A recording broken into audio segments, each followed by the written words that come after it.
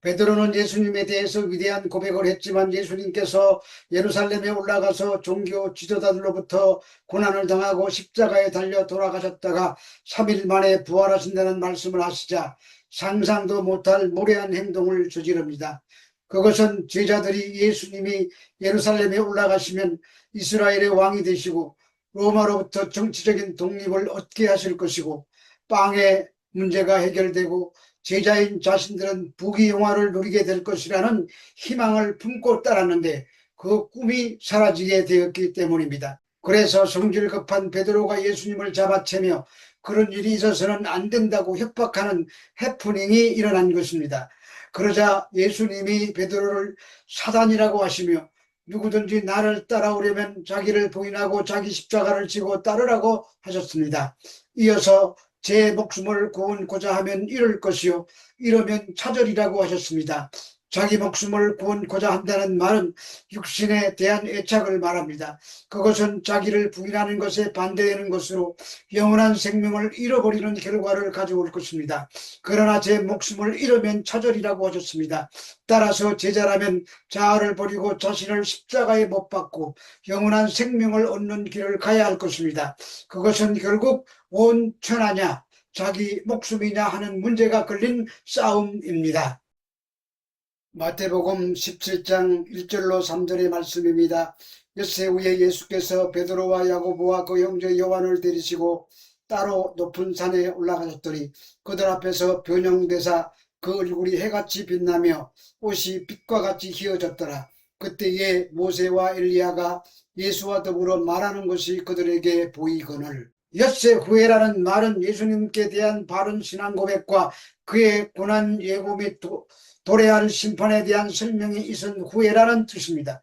그리고 지금 높은 산 위에서 모세와 엘리야가 나타나고 예수님은 찬란하게 변모하셔서 그들과 대화하십니다.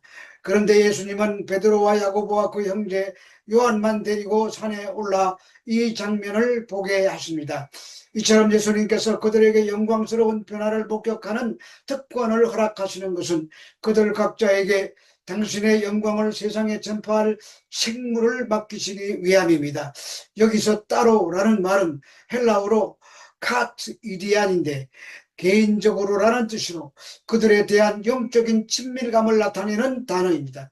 그리고 높은 산은 일반적으로 헬몬산을 말한다고 하는데 이 산은 갈릴리 호수 북방에 해발 약 2850m 되는 높은 산입니다.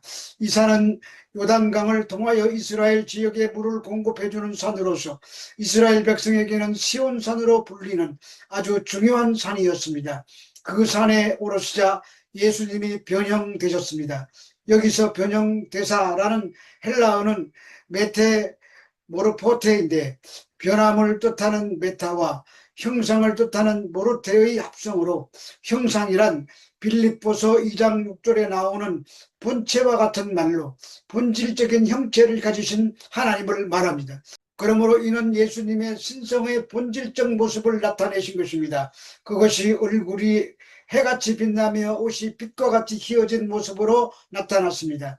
이는 출애굽기 34장 29절에서 35절에 모세의 얼굴에 나타난 광채와는 비교되는 것으로 모세에게 나타난 광채는 수건으로 가려지는 광채지만 예수님에게 나타난 광채는 옷을 두가하여 그 옷까지도 눈부시게 하는 광채였습니다. 그래서 이 사건은 예수님의 신성과 인성을 동시에 보여주신 것으로 예수님 자신이 구약에서 예언된 메시아라는 사실을 증명하는 것입니다. 여기에 모세와 엘리야가 나타나 예수님과 더불어 말씀을 나눈다고 했습니다. 그 장면을 제자들이 보게 됩니다. 그런데 왜 하필 모세와 엘리야일까요? 먼저 모세는 예수 그리스도를 모형하는 인물입니다. 신명기 18장 15절에 내 하나님 여호와께서 너희 가운데 내 형제 중에서 너를 위하여 나와 같은 선지자 하나를 일으키시리라는 말씀이 있는데 이 말은 사람의 몸을 입고 이 땅에 오실 예수 그리스도를 말합니다. 그래서 모세가 이스라엘 백성을 구원해 냈듯이 예수님께서 구원자로 오시는 것입니다. 그리고 엘리야는 종말과 심판에 대해서 예언한 선지자였습니다. 그러니까 모세와 엘리야가 변화산 위에 등장한 것은 사람의 몸을 입고 오신 예수 그리스도가 참 하나님이시고 참 사람이심을 확증해주는 사건인 것입니다. 따라서 제자들이 실망하고 있을 때 찬란한 장면을 연출하시므로 하나님께서 예수님의 영광을 영적으로 확인시켜 주시며 제자들에게 예수님이 메시아이심을 깨닫게 해주는 변화산의 사건인 것입니다. 마태복음 17장 4절에서 8절의 말씀입니다.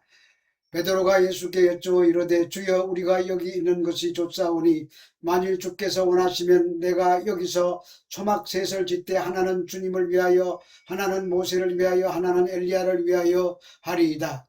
말할 때 호련히 빛난 구름이 그들을 덮으며 구름 속에서 소리가 나서 이르시되 이는 내 사랑하는 아들이요 내 기뻐하는 자니 너희는 그의 말을 들으라 하시는지라. 제자들이 듣고 엎드려 심히 두려워하니 예수께 나와 그들에게 손을 대시며 이르시되 일어나라 두려워 말라 하시니 제자들이 눈을 뜨고 보매 오직 예수 외에는 아무도 보이지 아니하더라. 이 말은 베드로가 목격한 엄청난 광경에 압도되어 너무나도 황홀한 나머지 자신도 모르게 한 말입니다. 베드로는 변화산 광경에 취하여 순수한 신앙의 동기에서 한 말이겠지만 아직도 예수님이 사람의 몸을 입고 오신 메시아이심을 모르는 말입니다. 그때 호련히 빛난 구름이 그들을 덮었다고 합니다. 구약에서 구름은 하나님의 영광을 드러내실 때 나타났습니다. 그런데 그 구름은 어둡고 두꺼운 구름인 반면에 본문에 나타난 구름은 빛난 구름입니다. 하나님께서 구름 가운데 나타나신 것입니다. 그런데 하나님이 형상을 가지신 분으로 나타나지 않고 빛난 구름으로 영광을 나타내시는 것은 하나님이 사람을 모양을 하고 있을 것이라는 잘못된 생각을 가지지 않도록 하기 위함입니다. 만약 믿음이 약한 제자들이 하나님의 형상까지 보았다면 그 결과는 뻔합니다. 아마 그곳에다가 초막보다도 더 위대하고 화려한 건물을 지으려 했을 것입니다. 그런 가운데 들려오는 말씀이 이는 내 사랑하는 아들이요 내 기뻐하는 자니 너희는 그의 말을 들으라는 것입니다. 이 말은 예수님이 죄 없으신 분인데 우리와 똑같은 인간임을 강조하기 위해서 요한에게 세례를 받고 요단강에서 올라오실 때 하늘에서 들려온 음성과 똑같은 말입니다. 그러므로 변화산 사건은 완전하신 신의 모습을 보여주신 뒤에 이제 완전한 사람이심을 확인하는 현장인 것입니다. 따라서 우리는 변화산 사건이 어디에 집중하여 말하고 있는가를 놓쳐서는 안 됩니다. 그때 제자들이 두려워할 때 주님께서 사랑의 손길로 어루만지시며 일어나라 두려워 말라고 하십니다.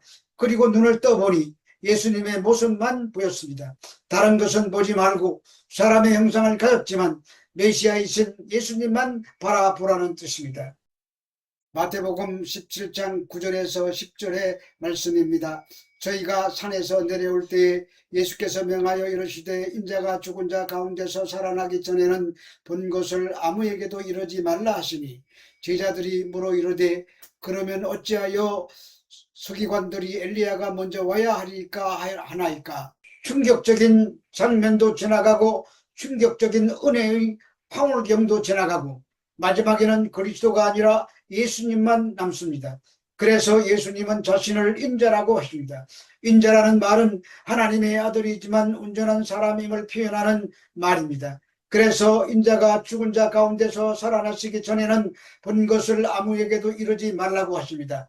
그런데 제자들은 왜 침묵을 강조하시는지 그 의도를 몰랐습니다. 만약 그런 상태에서 제자들에게 알아듣기 어려운 것을 설명하면 그 설명이 옳게 되더라도 바르게 알아듣지도 못하고 복음에 대한 혼란만 가져올 수 있기 때문입니다. 그래서 말하지 못하도록 금하신 것입니다. 이제 제자들이 확실히 알게 된 것은 예수가 바로 메시아시라는 사실입니다. 그러자 머릿속에 물음표 하나가 떠오릅니다. 그것은 우리가 서기관들에게나 율법을 배울 때에는 메시아가 오기 전에는 반드시 엘리야와 같은 선지자가 먼저 올 것이라고 배웠는데 엘리야가 누구냐는 것입니다. 말라기서 4장 5절에 보라 여호와의 크고 두려운 날이 이르기 전에 내가 선지자 엘리야를 너희에게 보내리리라는 말씀이 생각난 것입니다.